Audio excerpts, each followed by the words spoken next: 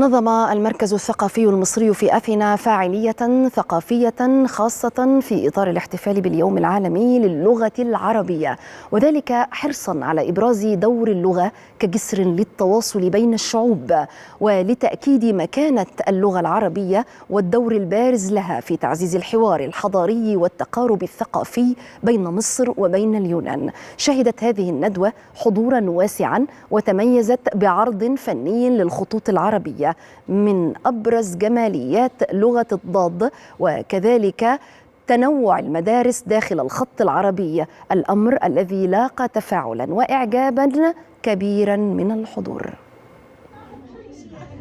في أجواء ثقافية مميزة، احتفل المركز الثقافي المصري في أثينا باليوم العالمي للغة العربية، تأكيدا على مكانة اللغة العربية بوصفها إحدى ركائز الهوية الثقافية وجسرا للحوار بين الحضارات، وامتدادا لدور المركز في دعم التعاون الثقافي بين مصر واليونان.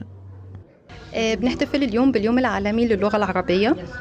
اليوم دوت شامل فعاليات خاصة باللغة العربية، محاضرة عن الخط العربي، وكمان معانا ندوة باسم اللغة العربية كجسر الحوار ما بين الحضارات، بيشارك فيها الدكاترة من جامعة أثينا، بالإضافة كمان اللي احنا عندنا طلاب فصول اللغة العربية اللي بيشاركوا في الندوة.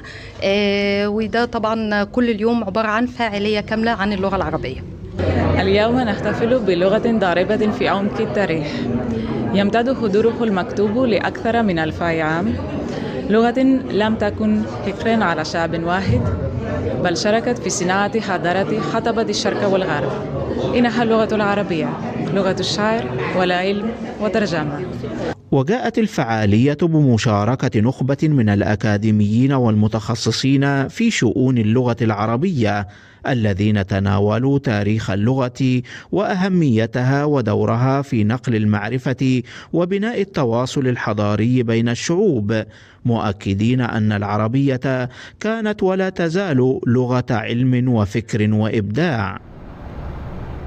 نحتفل النهارده باليوم العالمي للغه العربيه، وشرف لي كبير جدا ان انا اتكلم على اللغه العربيه، وهي لغتي شبه الام، لان انا اتولدت في مصر وعشت هناك وترعرعت باللغه العربيه.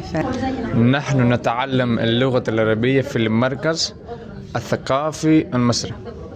اليوم نحتفل باللغة العربية. وشهدت الندوة حضورا واسعا وتميزت بعرض فني للخطوط العربية أبرز جماليات لغة الضاد وتنوع مدارس الخط العربي، ما لاقى تفاعلا وإعجابا كبيرين من الحضور، مع الإشادة بما يقوم به المركز الثقافي المصري في أثينا من تشجيع الأجيال الجديدة على تعلم العربية بوصفها لغة تواصل إنساني وحضاري.